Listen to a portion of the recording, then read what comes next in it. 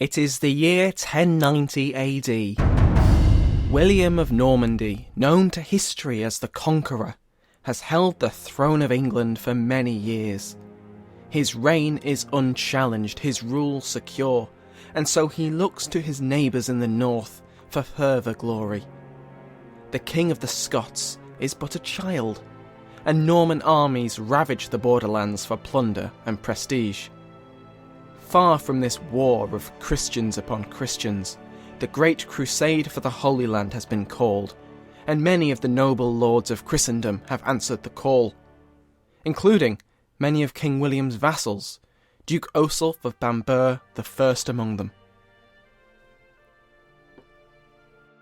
I am Osulf of Bamburgh, Duke of Northumberland by the grace of King William the Bastard, conqueror of the Anglo-Saxons, and my ageing liege. In the 2 decades since his ascension to the throne, I have served him loyally as his servant and vassal. After receiving my justly earned titles, I yearned for a son to carry my name and lands when I leave this world to the bosom of the Lord. In this quest, I have committed many sinful acts that I still tremble to remember, and yet the Lord forgave me my sins and granted me a true-born son by my wife, Gytha, who is less forgiving of my transgressions than the Lord. In order to show my piety and receive full remission of my sins in heaven, I joined the Holy Father's call to drive the heathen from the Holy Land. I watch from the walls of Bamburgh as my humble force of warriors and peasants board the hastily gathered ships, a few wearing homemade crosses made of linen or carrying banners depicting crude images of saints. Despite our small number, every man among them is flushed with the belief in our inevitable victory, including myself. How can we fail with God on our side? I am the last aboard, and I leave my domain in the hands of Gytha, my wife, knowing that even with her despising me, she will not mismanage our child's inheritance. The war across the border shall not spill into my lands under her watch. Despite some of my courtier's objections against me going on such a long voyage with my advanced age, I will hear none of it. This is my chance for atonement. It doesn't take long for my hubris to show itself, as the cramped conditions of a cog are the perfect place to catch a pestilence, although through the careful attentions of the armed monks aboard, some of whom are particularly wise in the arts of healing, I am healthy enough to lead my men onto the shores of the Levant. The men had spent much of the voyage crafting more pious ornaments, and our small band is resplendent in crosses of both cloth and timber. Our boots are scarcely dry when we come across a skirmish between some noble crusaders and filthy Saracens, and with a cheer we charge into the flanks of the heathens. Despite being outnumbered, our righteous cause brings us victory, and we chase the enemy into the desert sands. Back in England, my liege contends with an uprising of disaffected peasants, burdened by the Norman taxes imposed from the conqueror. No doubt, had I not been on a crusade, I would have been called upon to bring my sword to bear against my own countrymen, a task I would not have relished. Likely these peasants hoped to gain concessions from their distracted king, his forces arrayed in the north against the barbaric Scots, but the child King Elic cannot hold the Normans back, and admits defeat, allowing the royal armies to return south and mete out the king's peace upon the rebels. The king's new county, called Cumberland by the Saxons, borders my holdings, and was historically ruled by the Dukes of Northumberland.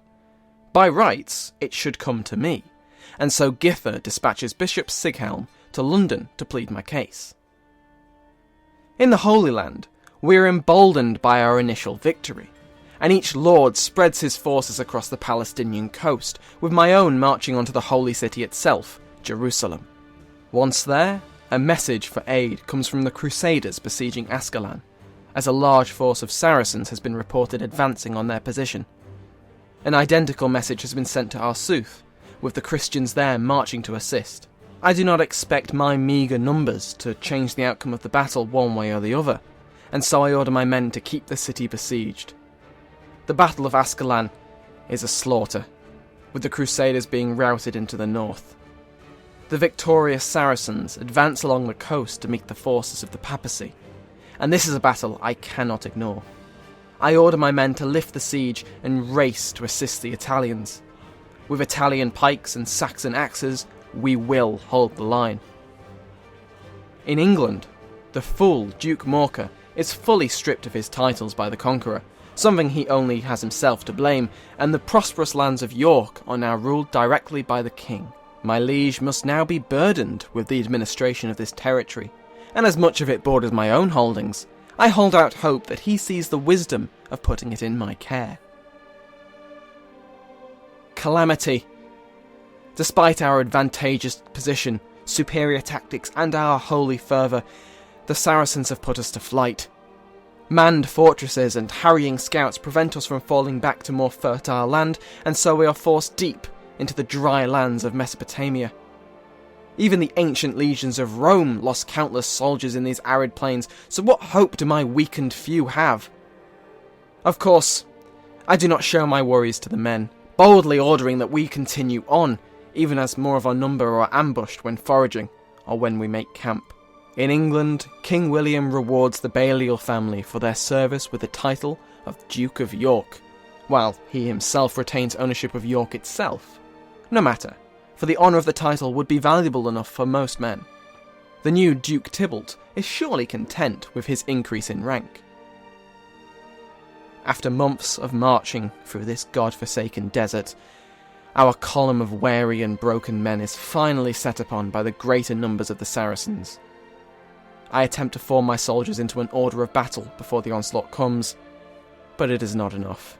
We have no food, little water, and none have been able to sleep for fear of waking to a heathen scimitar across the neck.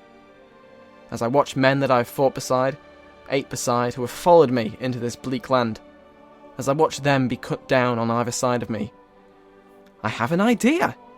With a cry, I withdraw the men that I can and begin a frenzied march north, bypassing another hectic battle with a jovial wave. The men seem perplexed by my actions, but I know the way to victory. The place we must fight truly is not here, in these desert sands, but rather in the north. The northern lands of steppe and snow, that is where our fight will be. In Bamburgh, my regent and wife, Gytha, finds plans in my solar, written in my hand and with the sigil of Bishop Sighelm corroborating it.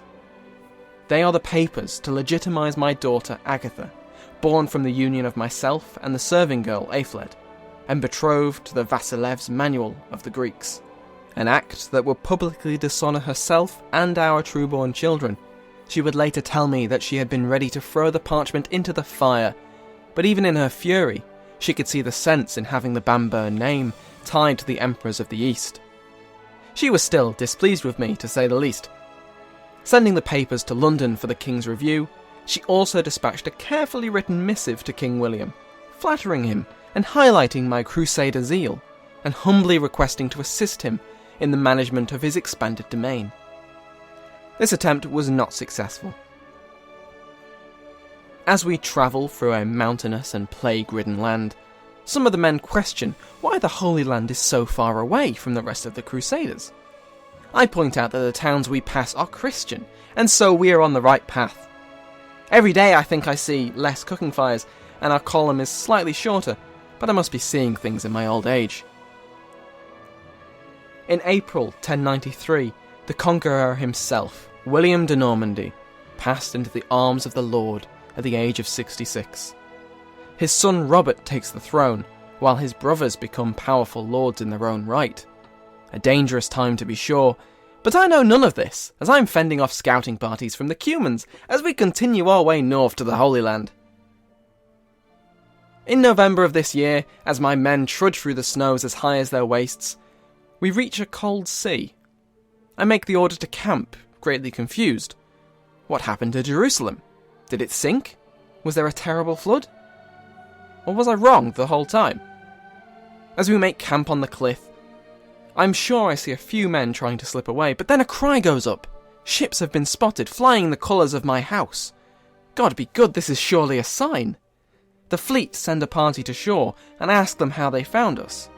The captain tells me that they had been told of our journey, and I see a man at the back that looks awfully like one of the men who disappeared a few months ago.